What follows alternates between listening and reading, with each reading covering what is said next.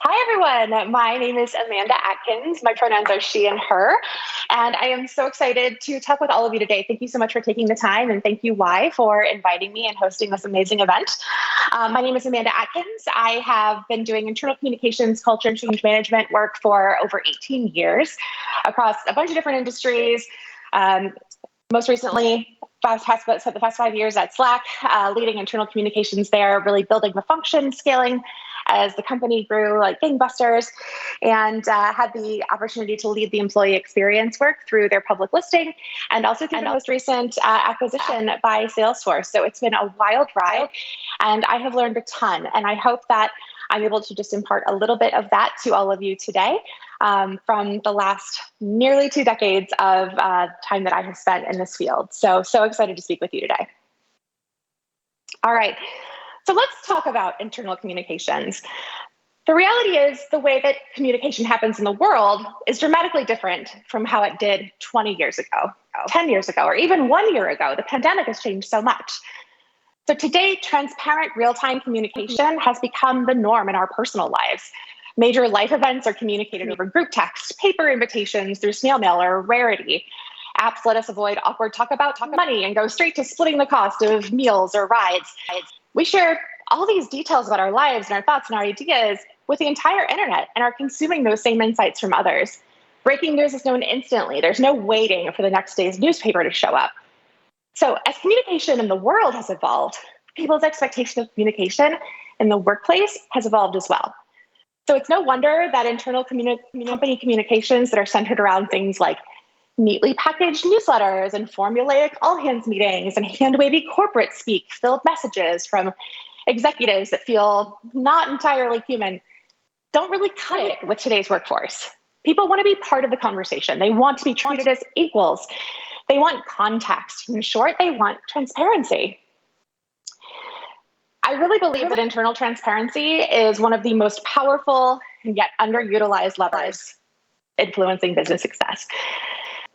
The fact is that a lot of organizations are kind of afraid of the idea of transparency. So let's talk about what that actually means. So when I talk about internal transparency, I'm talking about keeping employees informed about what's happening, why it's happening, and what it means for them.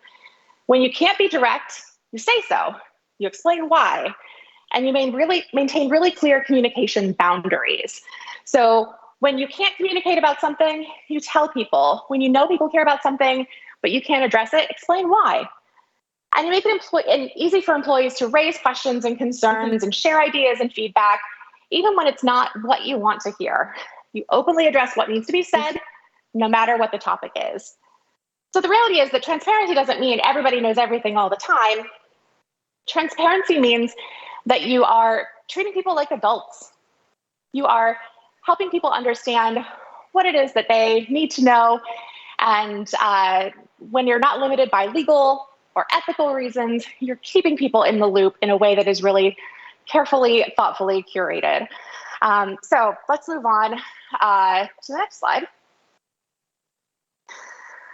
So a question I hear a lot is like, oh, that sounds really scary. What's going to happen if I actually embrace organizational transparency? What is this going to do to me? Is it going to spark more dissent in my company? Is it going? Okay, thank you. So sorry about that. Not entirely sure what happened, but we will just keep going. So question I hear a lot from business leaders, they want to push back on the idea of transparency. They think it's too risky. They're afraid that somebody's going to leak something or that it's going to spark more dissent and they shouldn't have to necessarily justify a decision on a topic, or that it's going to be distracting. Like, why are employees talking about this? Shouldn't they be doing their work? These are all really common misperceptions that can prevent leaders from considering what's possible. And the reality is that when a company doesn't keep up with communication norms, the conversation doesn't stop. It just happens without you. So why is that true? Because in every company that has ever existed, employees have had concerns, they've had ideas, they've had misunderstandings. They hear rumors, they share rumors, they question decisions and priorities, they get angry about things, they get excited about things. And that's because that's true of people. That's human nature. In every society that has ever existed, all of those same things have been true. And so we can't just hope that they aren't true inside our companies. We need to instead consider what's possible when we embrace that reality and how do we work with it instead of against it. Because fostering internal transparency can have massive rewards. You're going to get better organizational alignment. You're going to get more buy-in with those things that you need people to be aligned around. You're going to demonstrate much higher levels of credibility and confidence and trust in your leadership. There will be fewer distractions because people will actually know what's going on and they're not going to be questioning it all the time. There's a lot less operational friction. It's much easier to keep talented people when they feel like they are part of the conversation and that they aren't just taking the orders. It really improves inclusion and belonging when more voices are heard, more voices are considered. People feel like they actually have venues to speak up, which makes for much, much easier change because so much of change is having an effectively trusting environment and making sure that there's trust in your leaders. And of course, what every business really, really cares about, in addition to, of course, caring about its people and its impact in the world, is better business results. If you're able to move faster, if you're able to attract and retain talented people, if all of those people are putting all of their discretionary effort in the same direction, your business is going to be a lot more successful. So let's talk about how we actually put that into practice. Every business is obviously different. There are different industries, different demographics, different organizational structures, et cetera. But really, there are four major pillars that you can build your internal communications strategy around to foster this idea of internal transparency. So we're going to talk a little bit about how to do it. Walking the talk, creating the right infrastructure, setting expectations, and experimenting and adapting. All right, we're going to start by talking about walking the talk. Employees really want to understand what their business is all about. They're going to come into your organization, maybe knowing some about your business, maybe knowing some about the industry, maybe being experts on the industry. But the reality is that they're not going to have that full picture that a business owner might have about where exactly they sit in that market, what they are thinking about in terms of the competition, what they should and shouldn't worry about, what's important and what isn't. And so from the very first day that you invite a new employee into your business, demonstrate that understanding the business, understanding the industry, understanding your competition is really important. And the fact is that the way that leadership within an organization talks about their business, talks about their competition, talks about the industry, is the way that their employees are going to talk about it to others. And so that's an opportunity to really set the tone and make sure that they understand it so that they're able to talk about it in a way that you would want to be amplified in the world. Share external news internally first. When your employees know about something first, they feel like you trust them. They feel like they are being treated like adults, and they are going to respect that decision. Sometimes there are regulations or rules that mean that you have to tell the street before you can tell employees, and that's okay too. Make sure that one is queued up to go immediately after the other, so that when you are launching a press release about a big announcement, you have that internal message ready to go within a minute of it hitting the wire. But ultimately, being able to give people the confidence that they are being looped in by you, by the organization, as opposed to needing to read something from Google Alerts or Twitter, goes a long way toward fostering the kind of trust and the kind of credibility that will make great business results possible. Be upfront about things that you can't share, but know people will be curious about. A lot of organizations will just sort of like wait until something becomes a problem before they want to address it. But if you know your employees at all, you know that when you're announcing something new or you have something going on in the world that you might have to be part of as a business, they're going to be curious about that. And you're going to know by knowing your people what those curiosities will be. And so that's an opportunity for you to proactively say, hey, we can't talk about this particular thing because of this regulation. But I recognize that a lot of people are curious about it, and I know it's hard not to have that information. And here's when we anticipate that we're going to be able to share more. Just being able to say that goes a long way toward helping people know, like, at least, okay, I get it.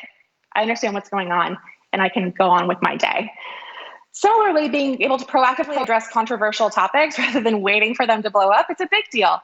If you know that employees are really upset about a particular thing, or that they're really excited about a particular thing, no matter what that is, talk about it first. So if you're launching a big new policy and it has something in it that employees are going to be worried about. Maybe it's something where they're like, "Ooh, I don't like the way that we're handling this new security launch," or "I don't like the way that we're doing this new feature because I have concerns about this side effect that it might have." You can predict that in almost all cases. And you can say, "Hey, I recognize that there might be this concern, or you might be thinking X. Here's how we got to this decision. Here's how we thought about that thing." And you're never going to be able to see around every corner. You're never going to be able to predict everything that might cause a flare-up within the organization. But by actively demonstrating that you are committed to doing that when you can, you're able to, again, just continue to build that strong foundation of trust and transparency that can foster great business results. But in order to do that, you have to have great infrastructure for how communication and information flows within your organization.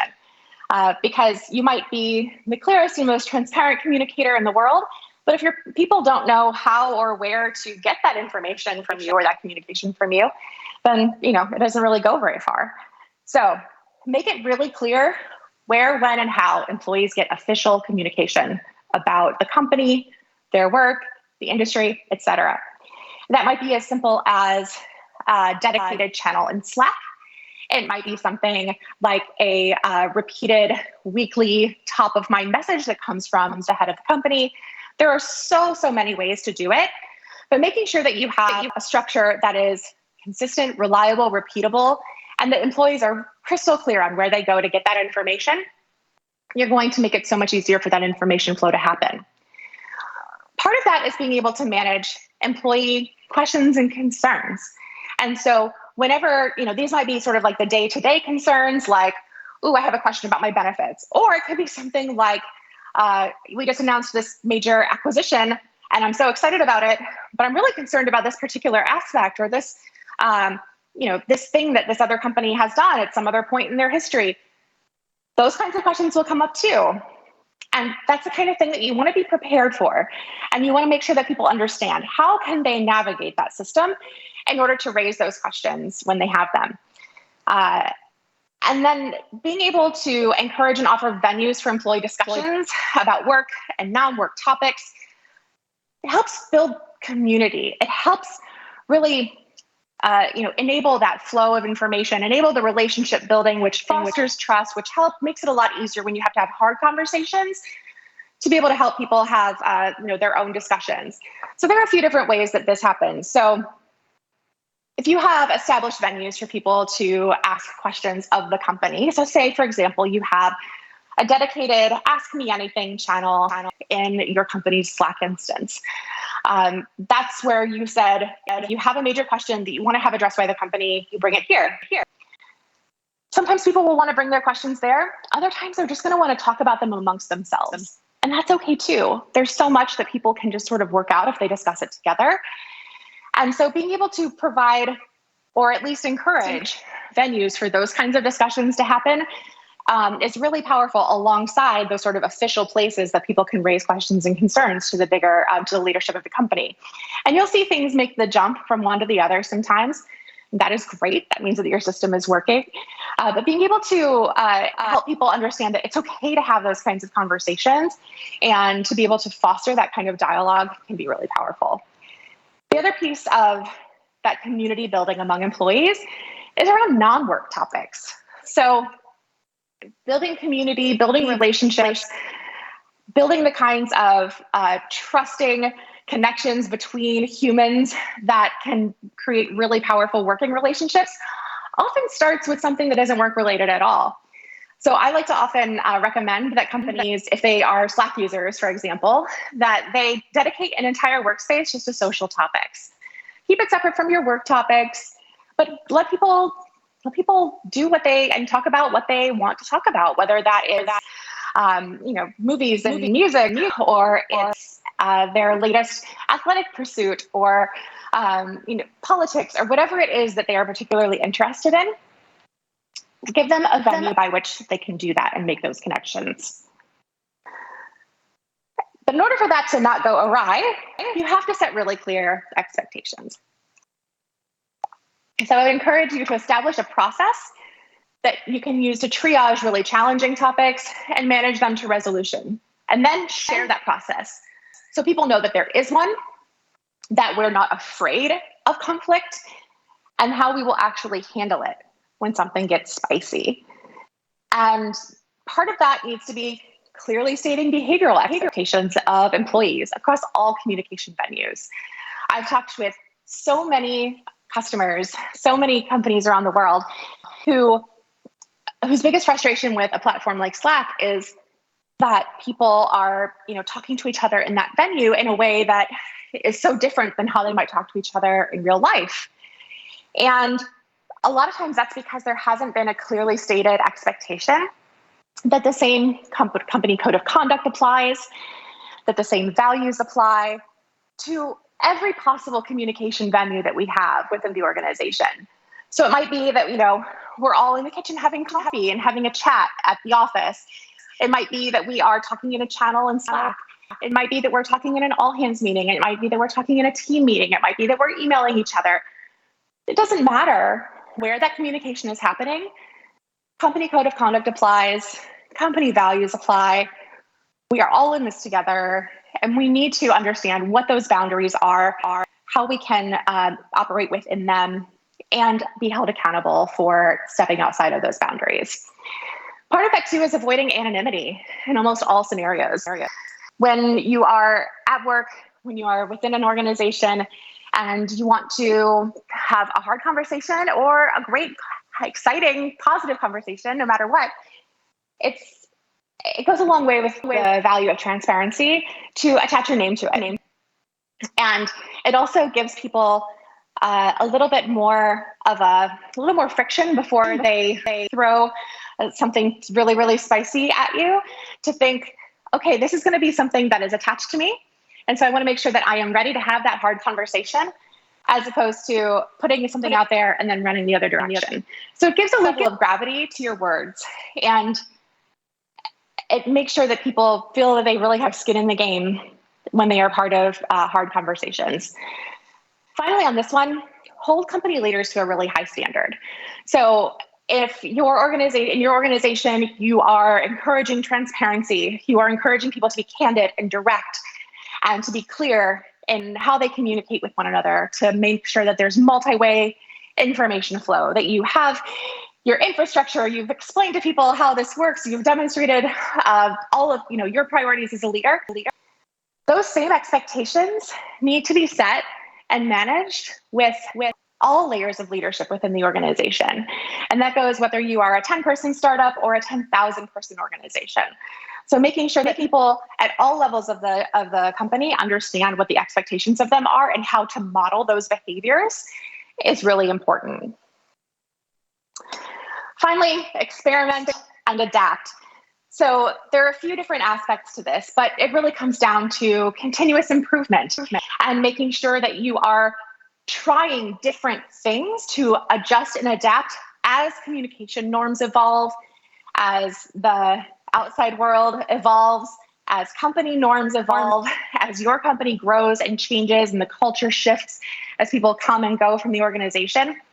There has to be an element of continuous improvement and experimentation. One thing that's part of this is offering a really vibrant mix of options for people to raise issues, so that two-way communication isn't just, we have an email alias that people can send a message to if they have a question, and then they may never see it again, or they may never, nobody else is ever going to know if it was responded to.